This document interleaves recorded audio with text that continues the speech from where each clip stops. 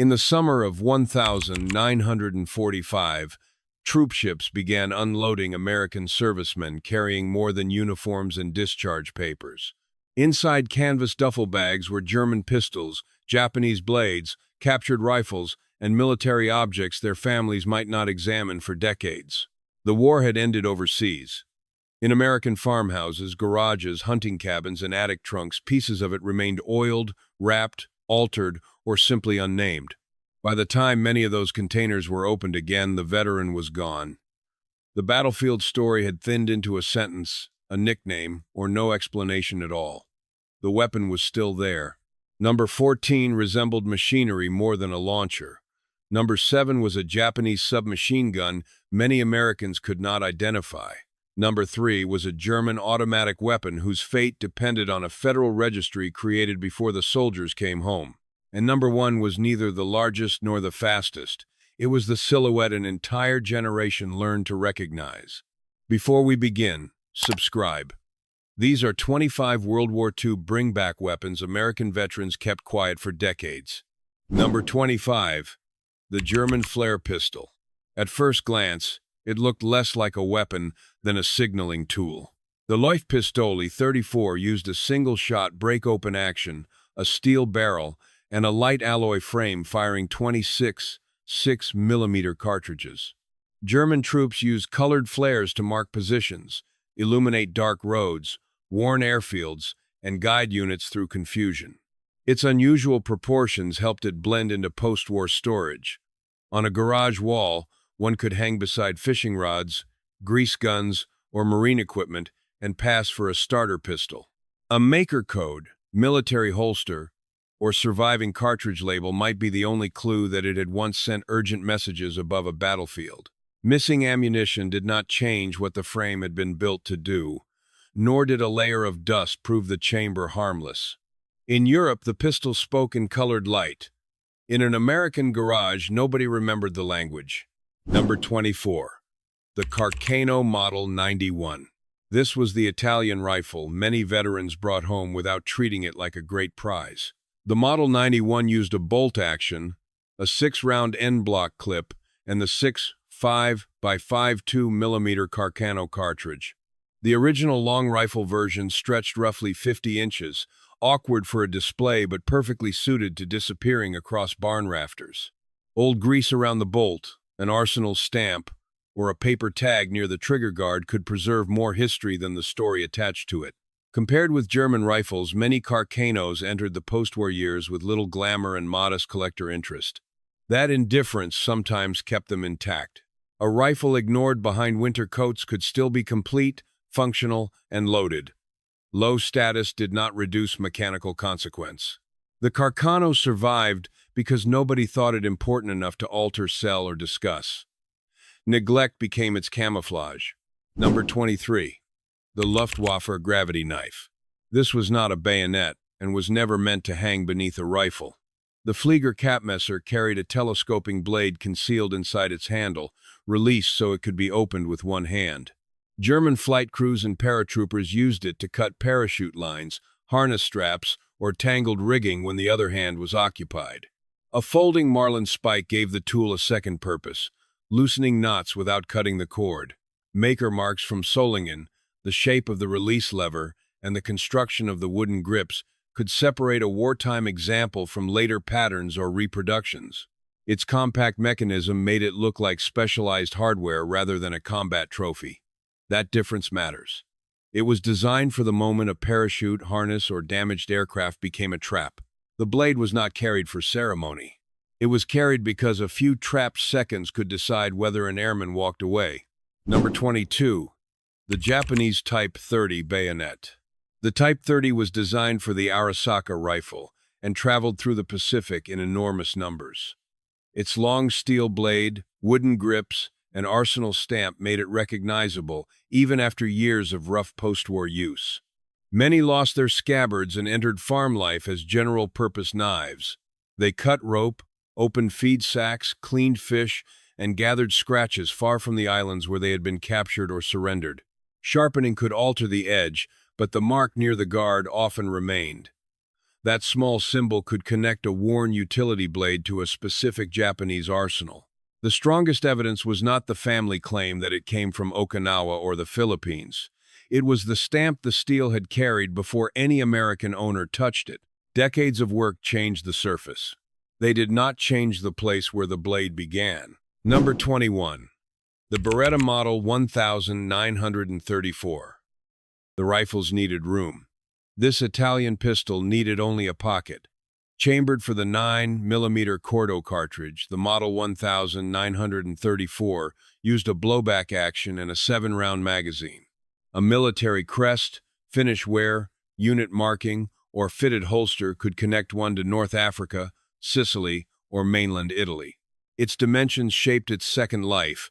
It could disappear inside a cigar box, folded uniform, or bedside cabinet without becoming part of a formal display. When the pistol remained with its magazine and holster, the group of objects carried more weight than the sidearm alone. That compact frame also allowed a loaded wartime pistol to remain unnoticed in an ordinary room. The risk came not from rarity, but from how little attention such a small object demanded. A rifle required a rack. The Beretta required one closed hand. Those first 5 weapons survived because post-war life gave them new identities. A flare pistol became garage hardware. A Carcano became the rifle behind the coats. A gravity knife looked like aircrew equipment. A bayonet became a farm blade, and a Beretta disappeared among personal belongings. That was how battlefield objects crossed into domestic life, not always as museum pieces, but as tools, curiosities, and possessions nobody formally cataloged. From here, the list changes. The next weapons were harder to authenticate, harder to explain, or dangerous for reasons their appearance did not reveal. One factory changed flags while the same pistol stayed on its machines. Another sidearm carried a mechanical reputation that demanded inspection before admiration. Number 20. The Walther PP and PPK. Walther introduced the PP in 1929 as a police pistol, then followed with the shorter PPK in 1931 for detectives and plainclothes personnel. Both used compact blowback actions. But their commercial success creates a problem for any dramatic bring-back story. Not every old Walther in America crossed the Atlantic in a soldier's bag. That is why proof marks, caliber, serial range, acceptance stamps, and holster style matter more here than a vague family recollection. The same basic pistol family served police, government personnel, military users, and civilian buyers across different periods. A commercially purchased example could later acquire a wartime tale it never earned. The mystery was not simply where the pistol had been stored, it was whether the marks on the metal supported the story told about it. With the Walther, provenance could not be assumed from age. The weapon had to prove where it had been. Number 19. The Radom Vis 35. This pistol began as a Polish service weapon, chambered in 9x1 9mm and manufactured at Radom. After Germany invaded Poland in 1939, the occupiers kept the design in production under the designation Pistoli 35P. That left 2 political histories on one piece of steel.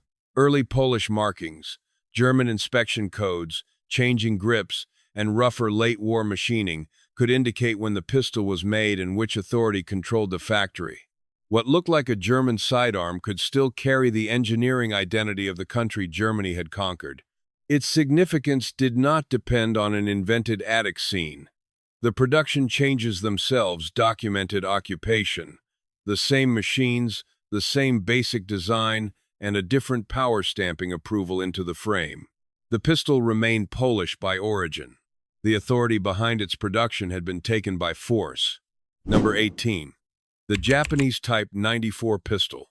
Compact, awkward, and chambered for the 8x2 2mm Nambu cartridge, the Type 94 was issued from 1935 until the end of the war. Its exposed sear bar gave the pistol a reputation unlike any other sidearm on this list. Under a specific combination of conditions, cocked, off-safe, and pressed incorrectly, the mechanism could release. That feature generated stories more dramatic than the engineering justified, but it also created a practical rule. An unfamiliar Type 94 should be inspected, not tested through guesswork. date marks, arsenal stamps, a 6-round magazine, and the pointed holster flap helped identify what had survived. Here, the physical design supplied the tension. A collector could admire the provenance only after understanding the mechanism. The Type 94 did not need a legend to make careless handling a bad decision. Its frame carried the warning. Number 17. The Luftwaffe officer's dagger. It was not built to clear trenches or replace a pistol. With bright fittings, twisted grip wire, an etched blade, and a fitted scabbard, the dagger belonged to dress uniform, rank, and ceremony. That made it an obvious trophy at a surrendered airfield or headquarters. Maker logos, suspension rings, scabbard fit, grip construction, and wear at the hanging points could help distinguish an issued dagger from one assembled later for the collector trade. The strongest examples carried a coherent set of details rather than a single dramatic symbol. Its role was psychological before it was practical. The dagger announced status while it still hung from a uniform. Once removed, the same object became proof that the authority represented by that uniform had collapsed. The polished surface survived the surrender. The rank attached to it did not. Number 16. The German stick grenade. The Model 24 became one of the most recognizable German weapons of the war. A wooden handle beneath an explosive head, joined to a pull-cord ignition system concealed inside the shaft. Its silhouette was instantly familiar, which made later complacency especially dangerous. A lawful souvenir should have been emptied or rendered inert before entering personal baggage. Decades later, paint, factory markings, a missing end cap, drilled components, or visible alteration could offer clues, but appearance alone could not certify safety. That judgment belonged to trained authorities, not to a family tradition that grandfather had taken care of it. The absence of smoke, sound, or movement since 1945 proved nothing about what remained inside. Some inheritances arrive with a story. This one often arrived with a warning, do not touch it. Number 15. The Japanese Type 99 rifle. Adopted in 1939 and chambered for the 7.7 by 5.8 mm cartridge, the Type 99 used a 5-round internal magazine and a bolt action built for the Pacific War. Early examples could carry a dust cover, monopod, and anti-aircraft sight wings. The most revealing detail sat on top of the receiver. The imperial chrysanthemum marked the rifle as property of the emperor. On many surrendered rifles, that symbol was ground away before the weapon changed hands. An intact flower, a rough circle of exposed steel, an arsenal mark, or surviving capture documentation could tell different versions of the war's ending. The defaced crest was not random damage. It recorded a transfer of authority in the most literal possible way, by removing the symbol from the rifle. The action could still work after the Empire's mark disappeared. Defeat remained visible in the missing metal. Number 14. The Japanese Type 89 grenade discharger. American troops called it the knee mortar, a nickname rooted in a dangerous misunderstanding. The curved base was meant to rest on the ground, not against a soldier's thigh. At about 24 inches long and weighing more than 10 pounds, the Type 89 could launch 50mm projectiles from jungle positions, trenches, and broken terrain. Without ammunition beside it, the short tube and curved plate could resemble machinery, plumbing, or agricultural hardware. That visual ambiguity explains why an unidentified example might survive for years without being recognized. Arsenal marks, the adjustment mechanism, and evidence of deactivation mattered far more than resemblance to harmless scrap. This was not a weapon to identify by experiment. Old ordnance demands distance, documentation, and professional examination. The false nickname followed it home. So did the danger of guessing. Number 13. The Gewehr 43. Germany fielded the Gewehr 43 inches 1943 as a semi-automatic answer to the limitations of the bolt-action K98K. Chambered for the 7.92 by 5.7 mm cartridge, it fed from a 10-round magazine and allowed faster follow-up shots while retaining the profile of a conventional infantry rifle.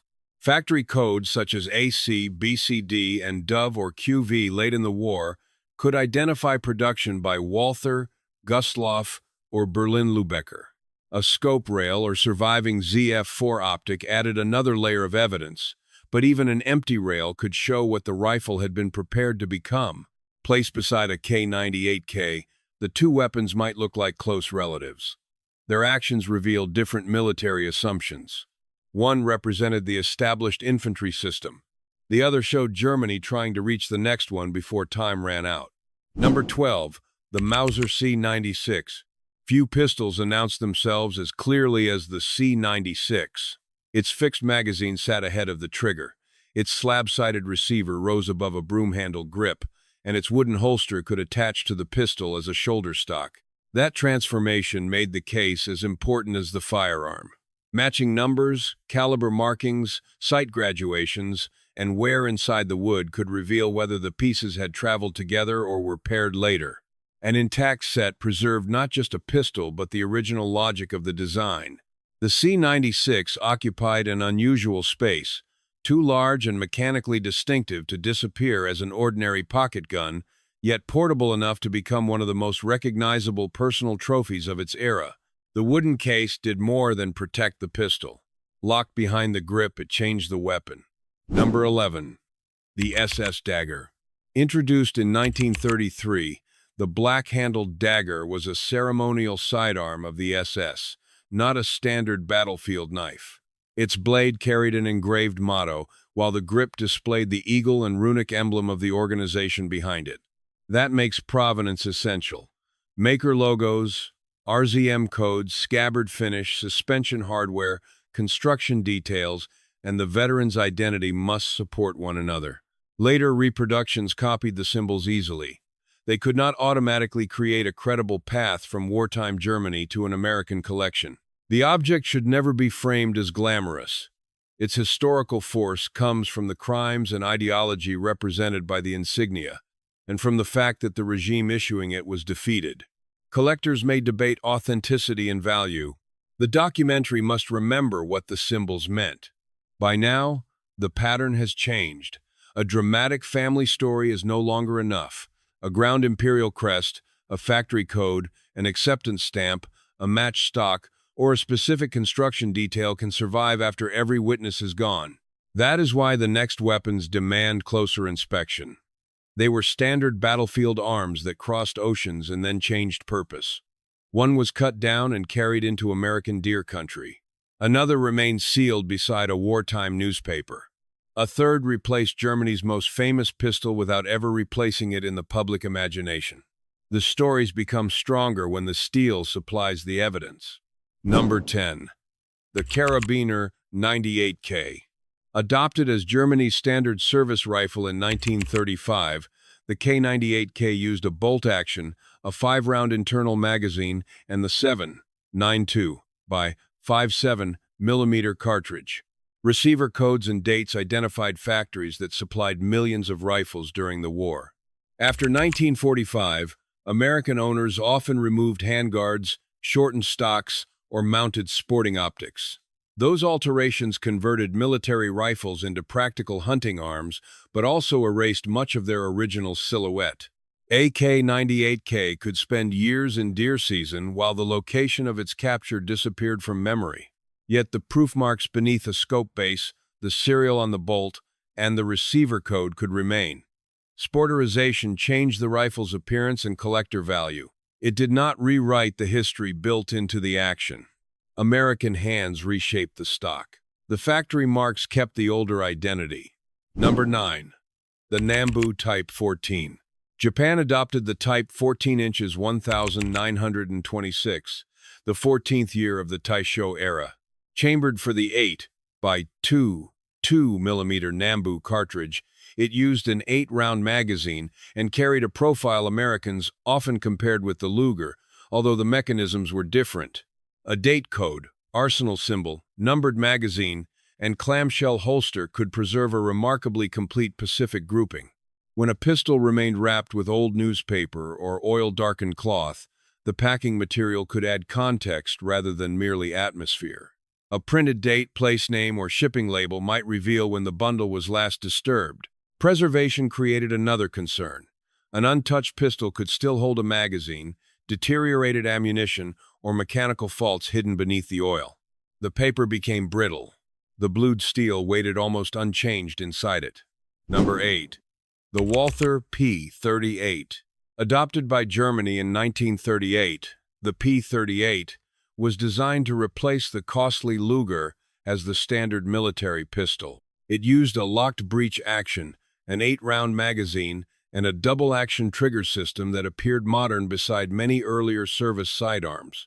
By the later war years, the P-38 had become a standard German weapon, even while the older Luger remained the trophy with greater fame.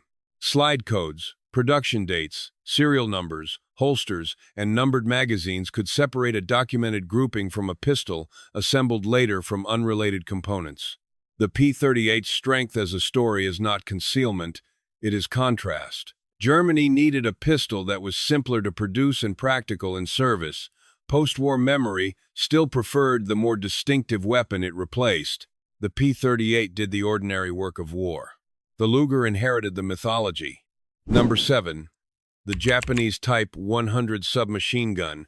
Japan produced the Type 100 from 1942 through 1945, chambered for the same 8 by 22 mm Nambu cartridge used in its service pistols. A curved 30-round magazine, wooden stock, and blowback action gave it a silhouette unlike the rifles most American troops expected to face. Production remained limited, and early and late patterns differed in construction sites and rate of fire. Arsenal marks, stock configuration, magazine type, and receiver condition could determine whether a surviving weapon was a coherent wartime example or a later mixture of parts. Its rarity creates a dangerous misconception. An object does not become harmless because nobody in the room can name it. An intact automatic receiver carries mechanical and legal consequences regardless of collector fame. The Type 100 was uncommon enough to confuse recognition. It was never too rare for the law to notice. Number 6. The Japanese Type 44 carbine. Designed for cavalry and introduced before the First World War, the Type 44 measured about 38 inches and weighed roughly 7 pounds. It used the 6.5 by 50 mm Arisaka cartridge, a 5-round internal magazine, and a spike bayonet permanently mounted beneath the barrel. That folding blade separated it from the Type 38 carbine. When closed, it locked beneath the stock. When extended, the short rifle gained a close-range blade without requiring a separate scabbard. Arsenal marks, bayonet housing variations, and the cleaning rod compartment in the buttstock helped identify surviving examples. The design solved a mounted soldier's practical problem, carrying a carbine and bayonet without managing 2 separate long objects. At first glance, the blade appeared absent. The rifle had hidden it beneath its own barrel. From this point on, the list crosses a line. The earlier weapons could be absorbed into post-war life. A hunting rifle, a compact pistol, a knife mistaken for equipment. The final 5 resisted that transformation. Each carried a larger story survival after an aircraft came down.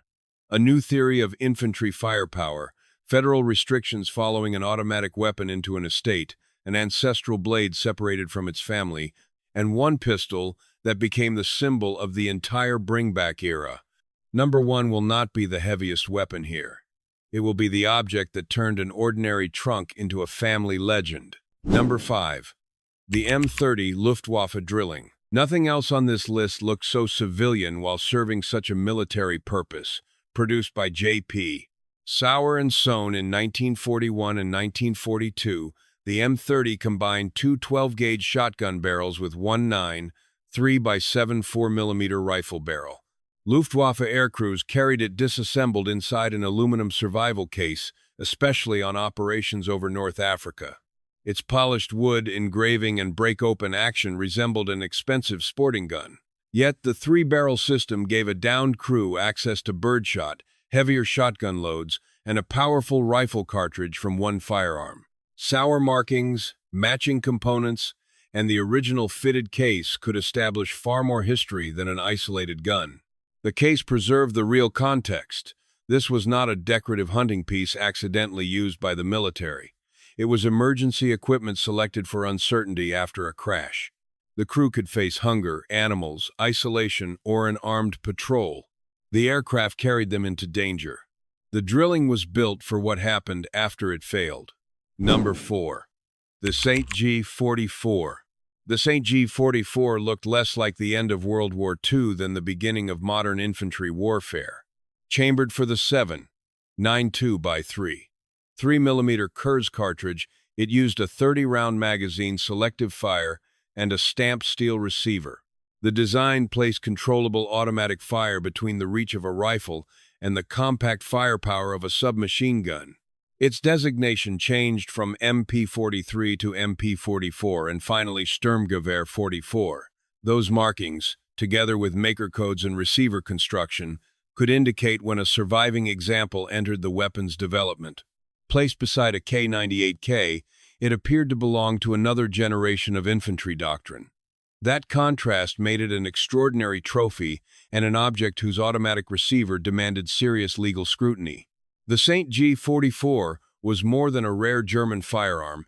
It represented an idea that survived the government that issued it. The war ended in 1945. The concept kept moving forward. Number 3. The MP-40. Few trophies carried a more complicated second life. The MP-40 was a German 9mm submachine gun with a folding metal stock, a 32-round magazine, and automatic fire. American soldiers often called it a Schmeisser, although Hugo Schmeisser did not design it. Imagine an estate safe opening on a folded stock, a stamped receiver, and an empty rectangle where registration papers were expected to be. Receiver markings, manufacturer codes, magazines, and deactivation work could establish what the object was. Federal records determined what could lawfully happen next. Machine guns had been regulated by the National Firearms Act since 1934, before American veterans returned from Europe. Under the Post 1968 system, a person cannot simply register an NFA firearm already possessed but missing from the registry. That transforms the discovery. A properly registered MP-40 may move through the required estate process. An unregistered one can be contraband subject to official action. The ammunition may be gone. The legal history remains attached to the receiver. The soldier brought home a German machine gun. The heirs inherited a federal question. Number 2. The Japanese officer's sword. When Japan surrendered in 1945, officers handed over swords as symbols of defeat. Many were factory-made military blades mounted in wartime fittings. Others concealed something older, family swords forged generations before the uniforms, aircraft, and island campaigns of World War II. The difference could remain hidden beneath the handle. A signature on the tang, a surrender tag, the scabbard fittings, or a family name might identify the smith and original owner. Translation and careful examination could reveal that an apparent military souvenir was also an heirloom. Captain Sakai Ba surrendered his sword on Saipan in December 1945. Years later, former Marine Don Jones located the American officer who had accepted it and helped arrange its return to Ba in Japan. That blade crossed the Pacific twice. No firearm on the list carries quite the same emotional division. One household saw proof that an American had survived the war. Another remembered an object passed through generations before it was taken away. The scabbard belonged to 1945. The history inside it could be centuries older. Number 1. The Luger P8. It was not the largest weapon, the newest design, or the fastest gun on this list. Yet no captured sidearm became more closely tied to the image of a World War II bringback. The Luger's toggle action, steep grip angle, and unmistakable profile made it recognizable across a room. Chamber dates, manufacturer marks, proof stamps, numbered magazines, and serial numbers across small components could reveal whether the pistol had remained together since wartime. A matching holster and documented capture history could strengthen that provenance further. Its power in this story is larger than the mechanism. Soldiers sought Lugers, traded for them, guarded them, and packed them for home. Decades later, someone opening a trunk could recognize the silhouette before understanding the dates, inspection marks, or absence of explanation. The pistol might still function, the account of how it changed hands might be gone. That contrast made the Luger the final symbol of the bring-back generation. Enemy steel preserved inside an American family history. It was not merely the weapon found in the trunk. It was the object that made everyone ask what else the veteran had carried home in silence. That was how an ordinary footlocker became a legend. These weapons did not return as a clean record of victory. They came home with altered stocks, missing papers, erased symbols, contradictory memories, and histories that often survived only in metal. The steel usually outlasted the explanation. Now descendants face decisions the veterans postponed. Identify the object, determine whether it is safe and lawful, preserve its provenance, return an heirloom, or place the history where others can study it. So which discovery would stop you cold? A registered MP40, a signed Japanese officer's sword, or a matching number Luger inside its wartime holster? Leave your answer in the comments and subscribe, because when a locked trunk finally opens, the weapon is only the first thing the family discovers.